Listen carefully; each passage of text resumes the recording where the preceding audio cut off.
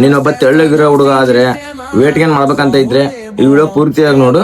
ನಾನು ಗ್ಯಾರಂಟಿ ಕೊಡ್ತೀನಿ, ಈ ವಿಡಿಯೋ ಬಿಟ್ಟು ನೀನ್ ಯಾವ ವಿಡಿಯೋ ನೋಡ್ಬೇಕಾಗಲ್ಲ ವೇಟ್ ಗೇನ್ ಆಗೋದಕ್ಕೆ. ಫಸ್ಟ್ ಕ್ಯಾಲರೀಸ್, ನಿಂದು ಎಷ್ಟು ಕ್ಯಾಲರೀಸ್ ತಿಳ್ಕ. ಇದು ನಾನು ಬಯೋದಾಗ ಅದು ಕ್ಯಾಲ್ಕುಲೇಟರ್ ಲಿಂಕ್ ಐತಿ, ಅದೊತ್ಕೊಂಡು ನಿಂದು ಹೈಟ್ ವೇಟ್ ಹಾಕಿ ನಿಂದು ಮೇಂಟೆನೆನ್ಸ್ ಕ್ಯಾಲರಿ ಎಷ್ಟು ಅಂತ ತಿಳ್ಕ. ಇವಾಗ ನಿನ್ ಮೇಂಟೆನೆನ್ಸ್ ಕ್ಯಾಲರಿ 2000 ಬಂತಂದ್ರೆ ನೀನ್ ಇವಾಗ 200-300 ಕ್ಯಾಲರೀಸ್ ಎಕ್ಸ್ಟ್ರಾ ತಗೊಂಡ್ಬೋದು. ಇವಾಗ ಕ್ಯಾಲರೀಸ್ ಅಂದ್ರೆ ಏನಂದ್ರೆ, ಇವಾಗ ನೀನ್ ಇವಾಗ ಒಂದು ರೊಟ್ಟಿ ತಿಂತಿದೆ ಅಂದ್ರೆ ಒಂದು ರೊಟ್ಟಿಯಲ್ಲಿ ಇದು 100 ಕ್ಯಾಲರೀಸ್ ಇರ್ತೈತಿ. ಹಂಗ ನಿನ್ ದಿನಕ್ಕೆ 10 ರೊಟ್ಟಿ ತಿಂದೆ ಅಂದ್ರೆ 1000 ಕ್ಯಾಲರೀಸ್ ಆಗತಿ. ಬರೀ ನಿನ್ ಕ್ಯಾಲರೀಸ್ ಕರೆ ಅಷ್ಟೇ ಅಲ್ಲ, ಪ್ರೋಟೀನ್ ಕಡೆನೇ ನೋಡಬೇಕು. ಒಂದ್ ರೊಟ್ಟಿಲಿ 3 ಗ್ರಾಮ್ ಪ್ರೋಟೀನ್ ಇರ್ತೈತಿ, ಅದೇ 10 ರೊಟ್ಟಿಗೆ 30 ಗ್ರಾಮ್ ಆಗತಿ. ಹಂಗೆ ನೀನ್ ಫಸ್ಟ್ ವೇ ಪ್ರೋಟೀನ್ ಎಲ್ಲ ಅವೆಲ್ಲ ಇವಾಗೆ ತಗೋಕ್ ಹೋಗ್ಬೇಡ. ಡೈಲಿ ಬೇಸಿಸ್ ಆಗಿ ಏನೇನಿದೆ ಫುಡ್ ಅದರಿಂದ ಕನ್ಸ್ಯೂಮ್ ಮಾಡು. ಮೊಟ್ಟೆ ಅಲ್ಲಿ 6 ಗ್ರಾಮ್ ಪ್ರೋಟೀನ್ ಇರ್ತೈತಿ. ಪ್ರೋಟೀನ್ ಸೋರ್ಸ್ ಅಂದ್ರೆ ಮೊಟ್ಟೆ ತಿನ್ನು, ಪನೀರ್ ತಿನ್ನು. ಡೈಲಿ ನಿಂದು ಬಾಡಿ ವೇಟ್ ಎಷ್ಟೈತಿ ಅಷ್ಟು ಕಂಪ್ಲೀಟ್ ಮಾಡಕ್ ಟ್ರೈ ಮಾಡು. ಫಸ್ಟ್ ಅಂತೂ ಡೈಲಿ ಮಾಡು. 3 ರಿಂದ 4 ತಿಂಗಳು ಇದನ್ನ ನೀನು ಫಾಲೋ ಮಾಡಿದ್ರೆ ವೇಟ್ ಏನಾದ್ರು ಹೆಂಗಾಗಲ್ಲ ನಾನು